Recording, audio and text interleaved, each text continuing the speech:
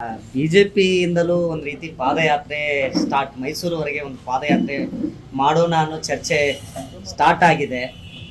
ಹಿಂದೆ ಏನಂತಂದ್ರೆ ಸಿದ್ದರಾಮಯ್ಯ ಅವರು ಬಳ್ಳಾರಿವರೆಗೂ ಪಾದಯಾತ್ರೆಯನ್ನ ಮಾಡಿದ್ರು. ಅದೇ ಮಾದರಿಯಲ್ಲಿ ಈಗ ಬಿಜೆಪಿ ಸಹ ಪಾದಯಾತ್ರೆಯನ್ನ ಮಾಡಲಿಕ್ಕೆ ಹೊರಟಿರುವಂಥದ್ದು. ಅದ್ರ ಬಗ್ಗೆ ತಮ್ಮ ಅಭಿಪ್ರಾಯ? ನೋಡ್ರಿ, ನಮ್ಮ ಭಾರತೀಯ ಜನತಾ ಅಧ್ಯಕ್ಷರು ಮತ್ತು ಕೆಲವು ನಾಯಕರು ಕೂಡಿ ಮಾಡೋದಲ್ಲ ಸ್ವಾಗತ ಅದ. ಅದಕ್ಕಿಂತ ಪೂರ್ವದಲ್ಲಿ ನಮ್ಮ ಭಾರತೀಯ ಜನತಾ ಪಕ್ಷಕ್ಕೆ ದಿಲ್ಲಿ ಮಠ ಹೈಕಮಾಂಡ್ ಮನವಿ ಮಾಡ್ಕೋತೀನಿ. ಅದಕ್ಕೆ ದೊಡ್ಡ ಹಗರಣ ವಾಲ್ಮೀಕಿ ಹಗರಣ ಅದ. ಮೂಡ ಹಗರಣದ್ದು ಅದು ಆಗಿದ್ದು ಈಗಾಗಲೇ ನ್ಯಾಯಾಂಗ ತನಿಖೆಗೆ ಒಳಪಡಿಸ್ಯಾರ. ತನಿಖೆ ಆಗಂತದ. ಅದಕ್ಕಿಂತ ಹೆಚ್ಚು ನಾವು ಬಳ್ಳಾರಿ ಪಾದಯಾತ್ರೆ ಮಾಡೋದು ಒಳ್ಳೆಯದು. ಯಾಕಂದರೆ ಇದು ಬರೀ ಮೈಸೂರು ಸೀಮಿತ ಮಾಡಿದೆ. ಯಾಕಂದ್ರೆ ದೊಡ್ಡ ಜನಾಂಗ ವಾಲ್ಮೀಕಿ ಜನಾಂಗ ಅಂದ್ರೆ ದೊಡ್ಡ ಜನಾಂಗ. ಅದು ಲಿಂಗಾಯತರು ನಂತರ ಮುಸ್ಲಿಂ ಲಿಂಗಾಯತ್ ಎಸ್.ಸಿ ನಂತರ ನಮ್ಮ ಬರೋದು ವಾಲ್ಮೀಕಿ ಆಲ್ಮೋಸ್ಟ್ ಸಿಕ್ಕಲ್ಲದು ನಾವು.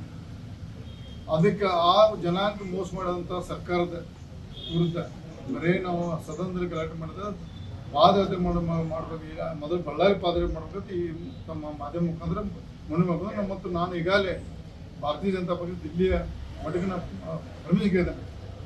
ಇದಕ್ಕೆ ನಾನು ಮತ್ತು 14 ಕೂಡಿ ಒಂದು ಕೆಲವೊಂದು ಶಾಸಕರು, ಕೆಲವು ಹಿರಿಯರು ಕೆಲವೊಂದು ಹೆಸರು ಹೇಳೋದು. ನನ್ನ ಹೆಸರು ಹೇಳಕ್ಕೆ ಹೇಳಿದ್ದೇನೆ. 14 ಬಸವನಗೌಡ 14 ಇಬ್ಬರು ಕೂಡಿ ಕೂಡಲ ಸಂಗಮನ ಬಳ್ಳಾರಿ ಪಾದಯಾತ್ರೆ ಮಾಡಬೇಕು. ಮುಂದಿನದಲ್ಲಿ ಯೋಜನೆ ಅದ. ಯಾವ ವಿಚಾರಕ್ಕೆ ಸಂಬಂಧಪಟ್ಟಂತೆ? ವಾಲ್ಮೀಕಿ ಆಗಿರ್ಬೋದು, SC/ST ಅನುದಾನ ಗ್ಯಾರಂಟಿಗೆ ಏನು ಬಳಸ್ಯಾರಲ್ಲ ಅದನ್ನ ವಿಷಯ ಮುಂದಿಟ್ಕೊಂಡು ನಮ್ಮ ಅಧ್ಯಕ್ಷರು ಮುಂದುವರ ಭಾಳ ಚಲೋ ಅವ್ರು ಮಾಡಿದ್ರೆ ನಾನು ಮಾಡ್ಬೇಕಂತ ಒಂದು ಈಗಾಗಲೇ ಹೈಕಮಾಂಡ್ ಒಂದು ಕೆಲವೊಂದು ನಾಯಕರು ನಮ್ಮ ಮುಖ ಮನೆ ಮಾಡ್ಕೊಂಡ್ರೆ ಸ್ವಲ್ಪ ತಡಿ ವಿಚಾರ ಮಾಡಿ ಹೇಳ್ತು ಅಂದಾರ. ಅದಕ್ಕೆ ಅದನ್ನು ವೇಟ್ ಮಾಡೋದು ನಾವು. ಅದಕ್ಕಿಂತ ಮೊದಲು ನಮ್ಮ ಪಾರ್ಟಿ ಎಲ್ಲ ಕೂಡ ಮಾಡಿ ಭಾಳ ಸಂತೋಷ. ಯಾಕಂದ್ರೆ ನಮ್ಮ ಕೂಡಲ ಸಂಘ ಹತ್ತಿರ ಕೂಡಲ ಸಂಗಮದಿಂದ ಬಳ್ಳಾರಿಗೆ ನಾನು 14 ಕೂಡಿ ಮತ್ತು ಇನ್ನೂ ಕೆಲವೊಂದು ಶಾಸಕರು, ಕೆಲವೊಂದು ಮುಖಂಡರು ಕೂಡಿ ಪಾದಯಾತ್ರೆ ಮಾಡ್ಬೇಕಂತ ಒಂದು ಯೋಚನೆ ಮಾಡಿದರೆ ಇನ್ನೂ ದಿನಾಂಕ ನಿಗದಿ ಆಗಿಲ್ಲ.